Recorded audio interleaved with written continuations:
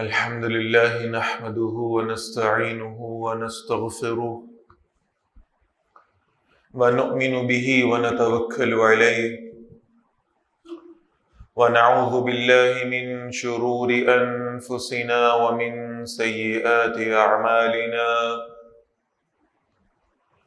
من يهده الله فلا مضل له ومن يضلله فلا هادي له ونشهد أن لا إله إلا الله وحده لا شريك له ونشهد أن سيدنا محمدا عبده ورسوله فإن خير الحديث كتاب الله وخير الهدي هدي محمد صلى الله عليه وسلم وشر الأمور محدثاتها وكل محدثة بدعة وكل بدعة ضلالة وكل ضلالة في النار أو كما قال صلى الله تعالى عليه وسلم.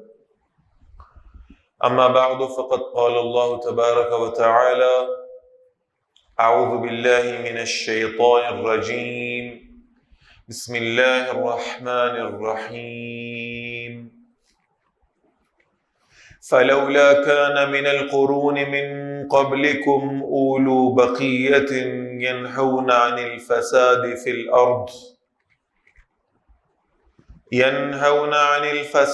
الأرض إلا قليلا ممن أنجينا منهم واتبع الذين ظلموا ما أطرفوا فيه وكانوا مجرمين وما كان ربك ليهلك القرى بظلم وأهلها مصلحون. صدق الله العظيم. رب اشرح لي صدري ويسر لي أمري واحلل عقدة من لساني يفقهوا قولي واجعل لي وزيرا من أهلي. اللهم ربنا ألهمنا رشدنا واعذنا من شرور أنفسنا. اللهم أرنا الحق حقا وارزقنا اتباعه وأرنا الباطل باطلا وارزقنا اجتنابه. آمین یا رب العالمین. سامعین محترم، سورہ ہود کی بالکل آخری آیات میں سے 2 آیتیں میں نے پڑھی ہیں. اللہ رب العالمین فرماتے ہیں: فَلَوْلَا كَانَ مِنَ الْقُرُونِ مِنْ قَبْلِكُمْ أُولُو بَقِيَّةٍ. یہ جو قومیں تم سے پہلے گزر چکی ہیں، ان میں سے ایسے اہل خیر کیوں نہیں موجود رہے؟ ینہون عن الفساد فی الارض، جو لوگوں کو زمین میں فساد برپا کرنے سے روکتے. قوموں کے اندر ایسے لوگ موجود ہونے چاہیے، اللہ کی نافرمانی سے روکتے ہوں، نہیں عن المنکر کا فریضہ انجام دیتے ہیں. الا قلیلا، کچھ تھے بہت قلیل، بہت کم تعداد میں. ممن انجینا منہم، اگر نکلے بھی تو بہت کم. اور پھر اللہ تعالیٰ نے ان قوموں میں سے ایسے لوگوں کو بچا لیا جو برائیوں سے روکنے کا فریضہ انجام دیتے تھے. جب اللہ کا عذاب آیا تو اصحاب سبت کا واقعہ ہمارے سامنے ہے. بنی اسرائیل 3 قسم کے لوگوں میں تقسیم ہو گئی. اللہ تعالیٰ نے ہفتے کے دن کو مقرر فرمایا عبادت کے لیے، اور کہا کہ اس دن اب تم دنیا کا رزق تلاش نہیں کر سکتے، یہ دن صرف عبادت کے لیے. اصحاب سبت میں سے پہلا گروہ وہ تھا جنہوں نے ایک چال چلی، گڑھے کھود لیا کرتے تھے، انتظار کرتے تھے کہ مچھلیاں آئیں گی اور پھر اگلے روز جا کر ہم وہ مچھلیاں جو ہے نا وہاں سے پکڑ لیں گے.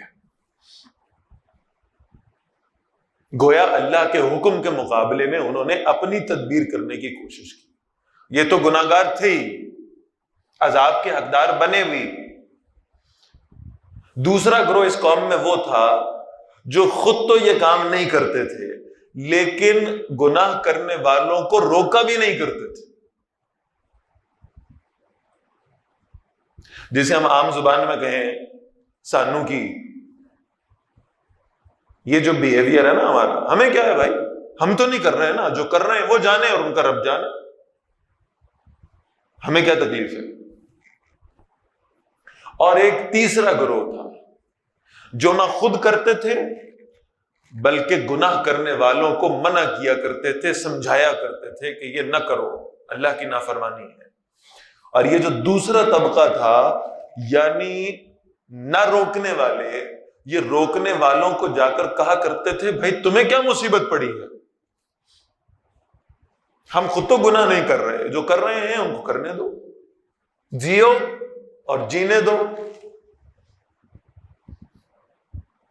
اللہ تعالیٰ نے ان تینوں گروہوں کا قرآن مجید میں ذکر فرمایا اور پھر اللہ تعالیٰ نے فرمایا کہ جب ہمارا عذاب آیا نا تو ان پر تو آیا ہی صحیح جو گناہ میں خود مبتلا تھے، ان پر بھی آیا جو انہیں گناہ کرنے سے روکا نہیں کرتے تھے، اور ہم نے صرف ان لوگوں کو بچا لیا جو برائیوں سے روکنے والے تھے. نجات صرف ان کے لیے ہے جو خود بھی بچتے رہیں اور دوسروں کو بھی اللہ کی نافرمانی سے روکنے والے بنے. اسی لیے اللہ کے رسول نے فرمایا صلی اللہ علیہ وسلم کہ تم میں قیامت تک ایسے لوگ موجود ہونے چاہیے، کوئی ایک گروہ تو کم از کم ایسا ہو جو لوگوں کو اللہ کی نافرمانی سے روکنے والا، امر بالمعروف کرے، نیکی کا حکم دے، نہی عن المنکر کا فریضہ انجام دے، یعنی لوگوں کو برائیوں سے روکا کرے. اور جب تم میں ایسے لوگ نہیں بچیں گے تو یاد رکھنا تم کعبۃ اللہ کی دیواروں سے لپٹ لپٹ کر دعائیں کیا کرو گے اور اللہ تمہاری دعائیں قبول نہیں کرے گا. فرد کی دعا اپنے لیے، اپنے خاندان کے لیے تو قبول ہو رہی ہے، قوم کے لیے، امت کے لیے دعائیں قبول نہیں ہو رہی، اس لیے کہ ہم نے یہ برائیوں سے روکنے کا فریضہ چھوڑ دیا ہے.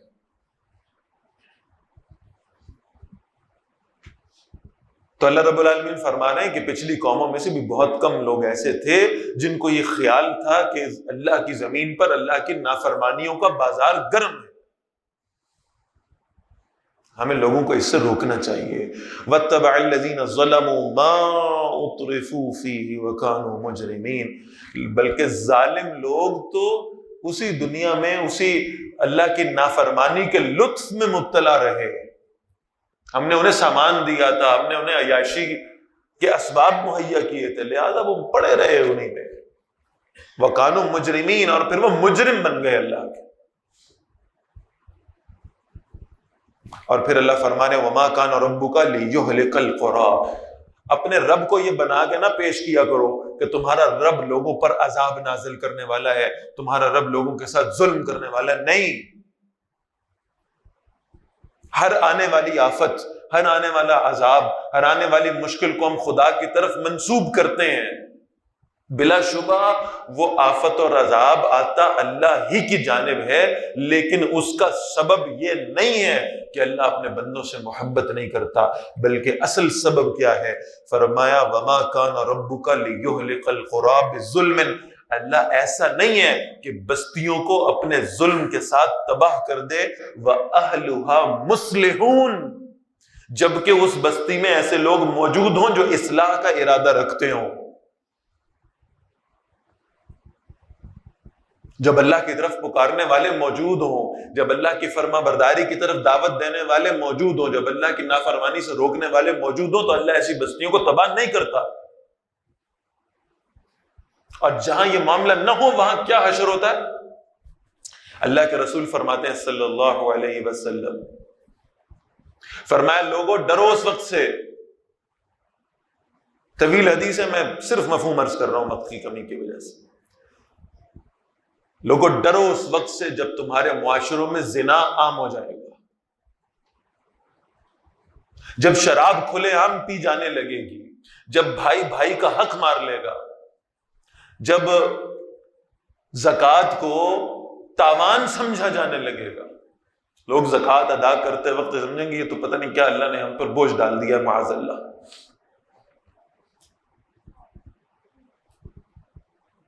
فرمایا جب گانے بجانے کے آلات عام ہو جائیں گے، جب دوست زیادہ قریب محسوس ہوں گے باپ کی نسبت،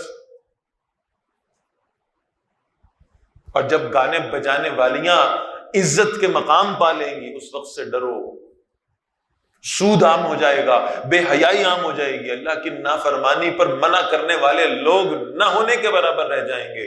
فرمایا ڈرو اس وقت سے اور انتظار کرو، جب ایسا ہونے لگے گا نا اللہ تمہاری دعائیں قبول نہیں کرے گا، پھر تم پر سرخ آندھی آئیں گی، پھر تم پر سیلاب آئیں گے، پھر تم پر زلزلے آئیں گے، زمین کانپنے لگے گی اور آسمان جو ہے وہ تم پر پانی برسانے لگے گا۔ اور اب تو وہ بہرحال اس وقت اہل پاکستان وہ منظر دیکھ رہے ہیں اپنی نگاہوں سے کہ جو طوفان نوح میں عذاب آیا تھا وہ عذاب بہرحال ایک اعتبار سے ہم پر، ہمارے پاکستان کے ایک بہت بڑے حصے پر آ چکا۔ گھروں کے گھر بہہ گئے، بستیوں کی بستیاں تباہ ہو گئیں، گاؤں کے گاؤں سیلاب میں بہہ گئے۔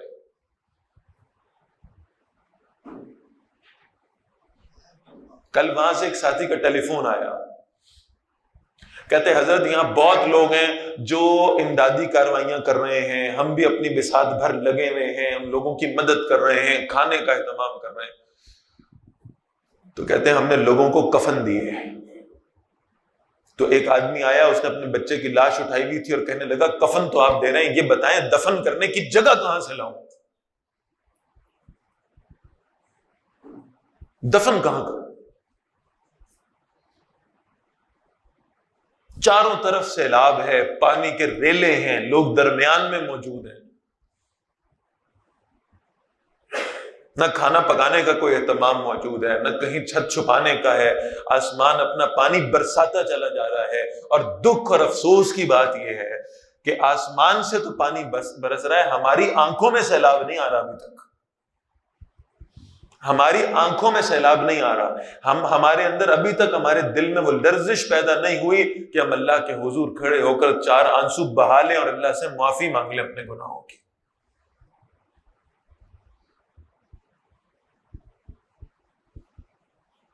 اور اس سے زیادہ افسوس والی بات یہ ہے اللہ کے حضور کھڑے ہو کر توبہ کرنا، اپنے اجتماعی گناہوں پر معافی مانگنا یہ تو دور کی بات ہے، ہم اب تک ان سیاسی لیڈروں کے پیچھے ان کے نعرے مارتے پھر رہے ہیں کہ جو اس عذاب کے وقت میں بھی اپنی سیاست میں مصروف عمل ہے، انہیں کوئی خیال نہیں ہے کہ خلق خدا کے ساتھ کیا معاملات چل رہے ہیں۔ اندازہ لگائیں اس شخص کا جس کے بچے اس کے سامنے بہہ گئے ہوں سیلاب کے اندر اور وہ اپنی آنکھوں سے انہیں جاتا ہوا دیکھ رہا ہو۔ اندازہ لگائیں اس شخص کا جس کے پاس کل کمائی اس کا کھیت تھا، وہ سب کی سب فصل پانی کے ساتھ بہہ گئی ہو۔ اندازہ لگائیں اس شخص کی حالت کا جس کے پاس ایک گھر تھا اور وہ پورے کا پورا گھر پانی میں بہہ کر چلا گیا۔ پورے پورے دیہات ایسے ہیں جو صفحہ ہستی سے مٹ گئے ہیں، ان کا وجود ختم ہو گیا ہے۔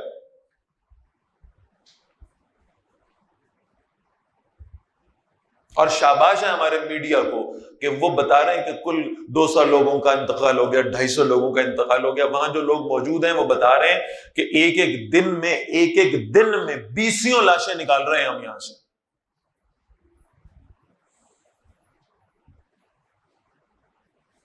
پوری پوری گاڑیاں بہہ گئی ہیں، وہ جو امداد کرنے والے لوگ گئے تھے ان میں سے کئیوں کے ساتھ یہ معاملہ ہوا ہے۔ اور اب تک ہمیں اس بات کا احساس نہیں ہے کہ یہ سب کچھ ہمارے ساتھ ہو کیوں رہا ہے۔ پڑھیں ذرا طوفان نوح کا واقعہ۔ اللہ تعالیٰ فرما رہے ہیں ہم نے پانی کے عذاب سے ان کو دوچار کیا۔ کیوں کیا؟ اللہ کے پیغمبروں کا انکار کرنے والے تھے۔ 950 سال تک حضرت نوح علیہ السلام ان کو اللہ کے دین کی طرف دعوت دیتے رہے۔ 950 سال۔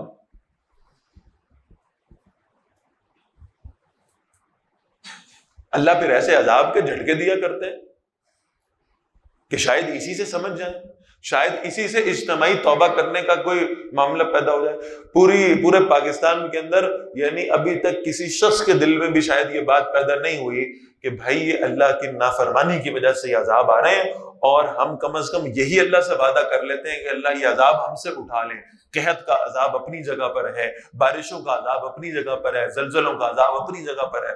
ہم اللہ سے یہی وعدہ کر لیں کہ یا اللہ یہ جو سود پر مبنی ہم نے آپ سے جنگ شروع کی ہوئی ہے نا، اسی جنگ میں ہم آپ سے معافی مانگ لیں اور کہیں کہ نہیں آئندہ اس کو کریں۔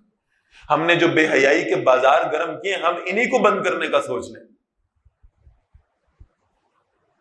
ہم آج بھی مسجدیں آباد کر لیں، ہم آج بھی اللہ کے حضور سجدہ ریز ہو جائیں، ہم آج بھی چند آنسو اگر اپنی آنکھوں سے بہا دیں تو شاید آسمان سے برستا ہوا بادل خاموش ہو جائے۔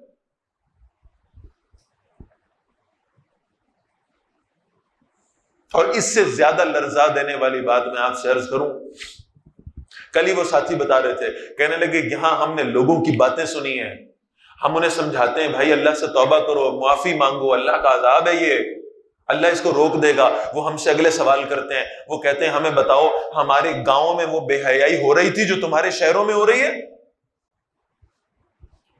ہمارے دیہاتوں میں وہ اللہ کی نافرمانیاں ہو رہی تھی جو تمہارے شہروں میں ہو رہی ہیں، تمہارے بازاروں میں ہو رہی ہیں، تمہارے بینکوں میں ہو رہی ہیں؟ تم ہمیں بتاتے ہو اللہ کا عذاب آ گیا ہے ہم پر۔ مجھے آج بھی یاد ہے جب آزاد کشمیر میں زلزلہ آیا تو ہم وہاں گئے امدادی کارروائیوں کے اندر جو ہے نا حصہ ڈالنے کے لیے، تو وہاں لوگ ہم سے پوچھتے تھے ہمیں بتاؤ کون سے عذاب کی تم ہم پر باتیں کر رہے ہو، وہ عذاب تمہارے شہروں پر کیوں نہیں آیا؟ ہمارے ہاں تو سینما گھر نہیں بنے ہوئے، ہمارے ہاں تو بینک نہیں چل رہے، ہم پر اگر عذاب آ گیا ہے تو وہ تم لوگ جو اس سب کے اندر خود براہ راست ملوث ہو تو تم پر کیسا عذاب آنا چاہیے پھر؟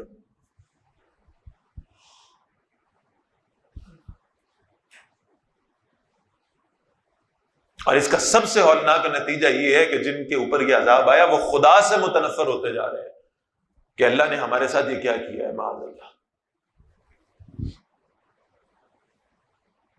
تو میرے بھائیو اجتماعی توبہ کا وقت ہے۔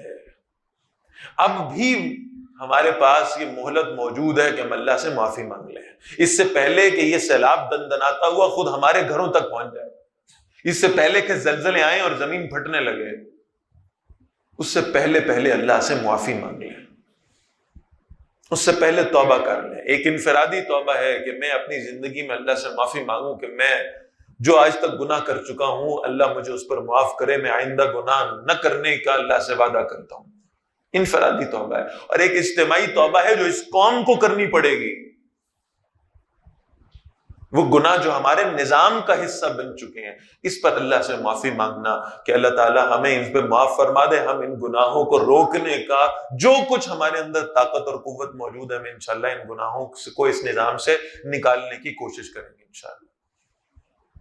پھر اللہ سے یہ امید ہے کہ اللہ تعالیٰ یہ مشکلات ہم پر سے اٹھائے گا، اور خاص طور پر اور کچھ نہیں کر سکتے، مالی امداد کرنے والے ماشاءاللہ بہت لوگ ہیں، آپ حضرات بھی کر رہے ہوں گے۔ بہرحال ایک بات ضرور ہے، جن لوگوں پر یہ مشکل آئی ہے کم سے کم ان کے لیے اتنا کیجئے کہ جب آپ دعا کے لیے ہاتھ اٹھائیں تو اللہ سے ان لوگوں کے لیے عافیت طلب کر لیا کریں، ان کے لیے دعا کریں کہ اللہ ان کے لیے آسانیاں فرما دے، ان کے لیے دعا کریں کہ اللہ ان سے یہ مشکلیں جو ہے نا وہ آسان فرما دے۔ کم از کم وہ اس بات کے حقدار ہیں، وہ ہمارے مسلمان بھائی ہیں۔ رسول اللہ صلی اللہ علیہ وسلم فرماتے ہیں کہ مسلمانوں کا معاملہ جسم کی مانند ہے، کالجسد الواحدہ، ایسی کیفیت ہے کہ جسم کے ایک حصے میں تکلیف ہو تو دوسرے حصے میں اس تکلیف کو محسوس کیا جانا چاہیے۔ کم از کم ایک جسد ہونے کے ناطے اپنے مسلمان بھائیوں کی اس تکلیف کو محسوس کرنا اور پھر اس درد دل کے ساتھ اللہ سے دعا کرنا کہ اللہ تعالیٰ ان کی مشکلات کو آسان فرمائے، اللہ ان بارشوں کو رحمت بنائے، زحمت نہ بنائے۔ ان دعاؤں کا اہتمام کرنا، اللہ ہمیں اس کی توفیق عطا فرمائے۔ اقول قولی ھذا واستغفر اللہ لی ولکم ولسائر المسلمین والمسلمات۔